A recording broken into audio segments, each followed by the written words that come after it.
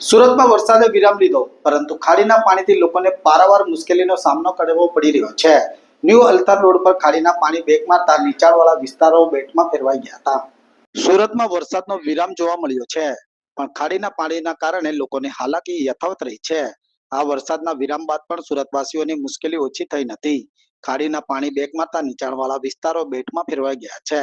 વરસાદ થંભી ગયો હોવા છતાં ખાડીના પાણી હજુ પણ ઓસર્યા નથી.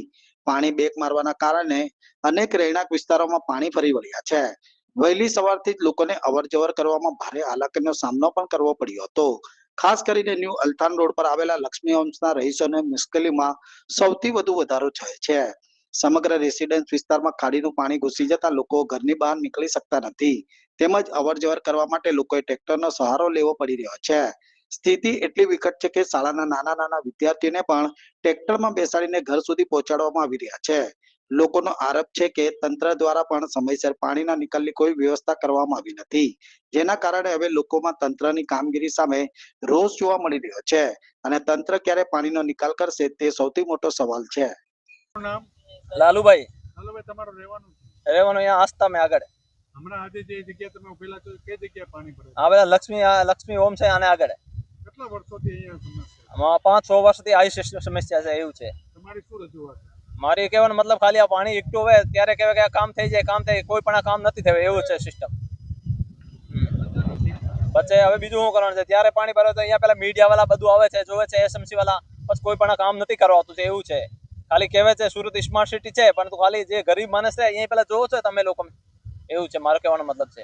આ પેલા સમજો આ વધારે વરસાદ હોય ને જે મેં એસએમસી ને ફોન કીધો છે કે અહીંયા તમે જો આ પેલા ગરીબ માણસ રહે, અહીંયા તમારા રોડ ઉપર મિટ્ટી છે, અહીંયા બધા ફિસલ નીચે પડે છે.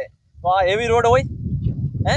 આ પેલા 5 માળના 6 માળના ટાવર છે, આ પેલા દસ્તાવેજ કરીએ તો વેરા બિલ આ બધું ગવર્મેન્ટ ટેક્સ તો ભર્યો છે ને, તો કામ કરવાનું હોય ને. હમણાં જે સમસ્યા 108 આવી હતી, હા. શું સમસ્યા હતી? આ તો પેલા કોઈ પ્રોબ્લેમ થઈ જાય તો 108 બોલાવવો પડે ને કમ્પલસરી. એવું છે. તો ભાઈ ટ્રેક્ટરમાં લઈ આવો. હા તો ટ્રેક્ટર બધા બાઇક જવા નથી, કાર જવા નથી, તો પછી છોકરા છે અને સ્કૂલ જવાના છે, આના પેલા પેપર છે, તો પછી મૂકવા તો પડે ને આને ટ્રેક્ટરમાં. એવું છે.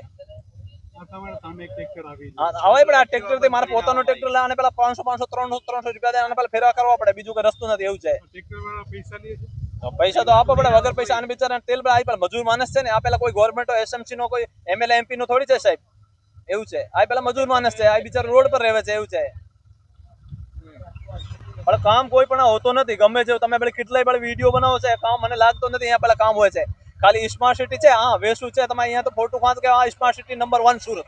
મને લાગતું નથી નંબર 1 સિટી. જેટલી મુંબઈમાં વરસાદ હોય એટલી વરસાદ ત્યાં થઈ જાય ને તો બધા માણસ ડૂબી જાવ, મને એવું લાગે છે. સમજ્યા?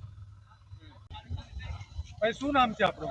અર્પિતભાઈ. અર્પિતભાઈ તમારું રહેવાનું ક્યાં? મારો લક્ષ્મી હોમમાં રહેવાનું છે. શું પણ સમસ્યા છે? આમાં समस्या थी, खाड़ीना पानी से पूरा भर जाता है और सरकार कोई ध्यान दे नहीं रही है. हम बहुत बार कंप्लेन कर चुके हैं, कोई भी हमारी सुनवाई नहीं हो रही है. हम कल भी एसएमसी ऑफिस जाके आए, लेकिन वहाँ भी कुछ नहीं हुआ. खाली आश्वासन मिलता है. आज सुबह भी एसएमसी वाले आए थे, देख के चले गए. बोला बारिश रुकेगी, पानी निकलेगा तब हम देखेंगे. कुछ नहीं हो रहा है. ये सरकार और बिल्डर की मिली भगत है. हमको ये 1.5 साल से हो रही है सर. अभी आप गाड़ी खींच के आ रहे हो, आप गाड़ी भी खींच के आ रहे हो. गाड़ी मेरे को आपके सामने खींच के लानी पड़ रही है. घुटने के ऊपर तक का पानी है. इमरजेंसी कोई एग्जिट है नहीं. किसी को कोई इमरजेंसी निकलना हो कहाँ से निकलेगा? ना तो सरकार ध्यान दे रही है, ना एसएमसी. कृपया करके इसका निवारण निकले.